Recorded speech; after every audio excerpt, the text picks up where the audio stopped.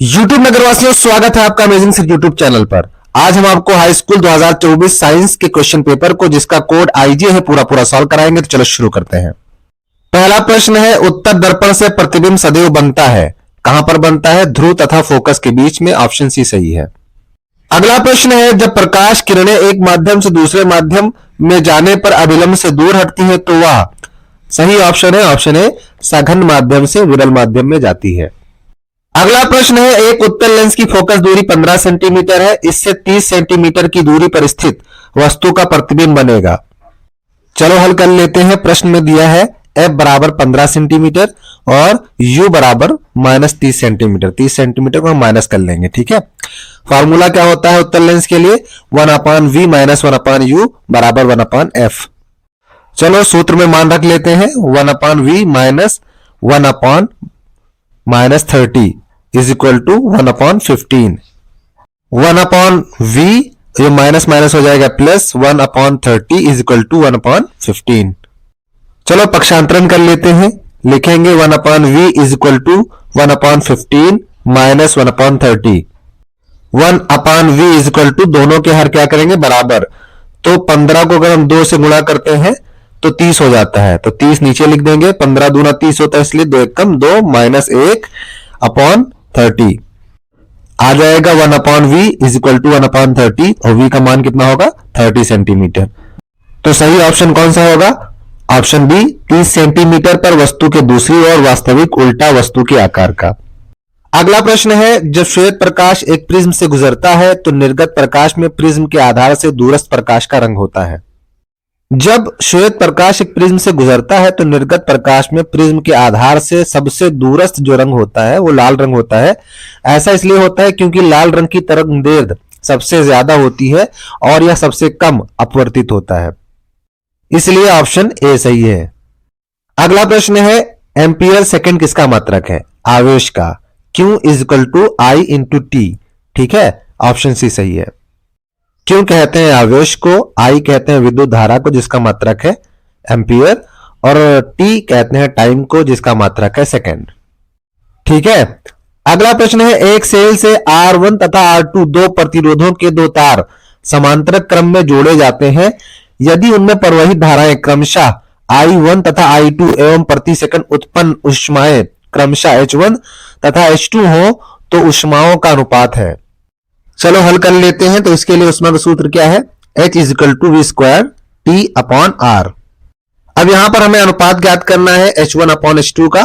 ठीक है, तो इक्वल टू पहले HN का फॉर्मूला लिख लेंगे, V स्क्वायर इंटू टाइम की जहां 1 रख लेंगे अपॉन R1, फिर H2 का निकाल लेंगे V square into 1 upon R2, फिर लिखेंगे H1 upon H2 is equal to V square.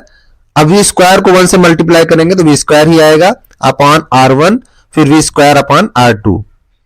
या इसको इस तरह भी समझ सकते हैं कि एक को एक से काट दिया गया है। ठीक है, फिर लिखेंगे H1 upon H2 is equal to V square upon R1 upon V square upon R2। अब V स्क्वायर को V स्क्वायर से अगर काट देंगे तो R2 ऊपर चला जाएगा, हो जाएगा H1 upon H2 is equal to R2 upon R1।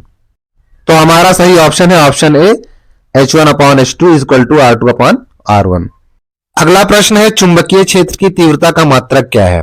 ठीक है, तो अगर हम सूत्र रखते हैं चुंबकीय क्षेत्र का, B is equal to F upon IL, जहां पर भी चुंबकीय क्षेत्र है, F फोर्स यानी बल है, I विद्युत धारा है और L लेंथ है, लंबाई है। अब इनके मात्रक रख लेंगे। F यानी फोर्स का मात्रक होता है, बल का मात्रक होता है न्यूटन, I यानी विद्युत धारा का मात्रक होता है एम्पियर और लंबाई का मात्रक होता है मीटर। न्यूटन प्रति एम्पियर मीटर, यानी कि ऑप्शन बी सही है। अगला प्रश्न है, मेथेन का संरचनात्मक सूत्र है।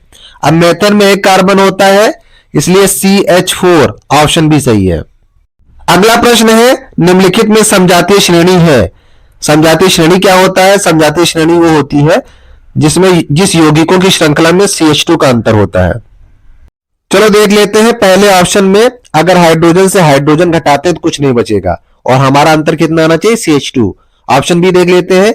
अगर यहां से कार्बन घटाते हैं तो एक कार्बन बचेगा और हाइड्रोजन से हाइड्रोजन घटाते हैं तो 6 में से 4 गए 2, 2 हाइड्रोजन बचेंगे और हमें बचाना कितना है CH2, तो ऑप्शन बी सही है। अगला प्रश्न है लेड नाइट्रेट का रासायनिक सूत्र है, तो ऑप्शन ए PbNO3 का ट्वाइस। फिर पूछा गया है शुद्ध जल का पीएच मान है, तो ऑप्शन सी 7 सही है। फिर प्रश्न है एंटीमनी है उपधातु, ऑप्शन सी सही है।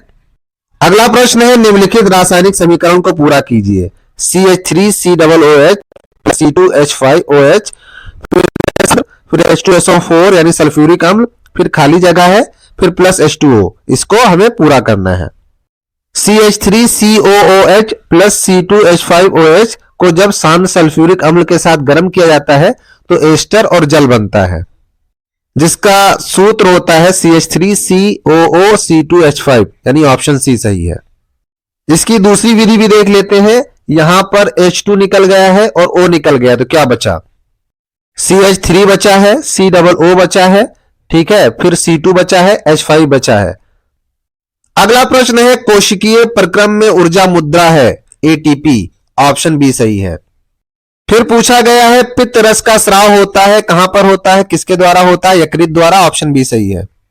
फिर प्रश्न है परागकोश में होते हैं, क्या होते हैं? परागकण, ऑप्शन डी सही है।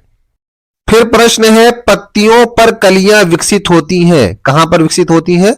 ब्रायोफिल्म में, ऑप्शन सी सही है।